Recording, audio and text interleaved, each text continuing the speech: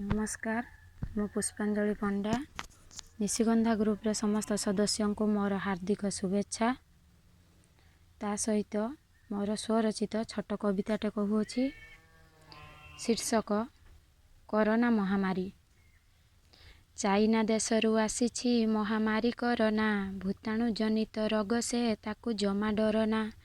Corona रोगरू निजकू रक्षा करिबा पाई doctor माने जे विभिन्न टिप्स देले बताई। बाहर को गले मुहरे मास्क लगाई जीव, सानिटाइजर निज हाथ को सानिटाइज करिब।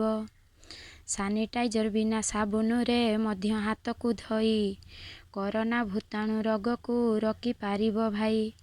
बाहरु आनिबा जिनिस गरम पानी रे धोई निज मध्य घरे मिसिब भल भाबे गाधोई।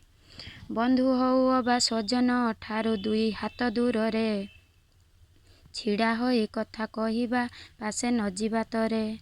सरकार नेले निष्पत्ति देश मंगल पाई, लॉकडाउन आदि करिले घरे रहिबा पाई।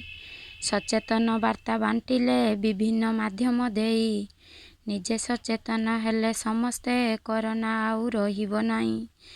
निजे जत्न नेई समस्ते घर भितरे रुह, किछि दिन परे नथिबो आउ कोरोना भय।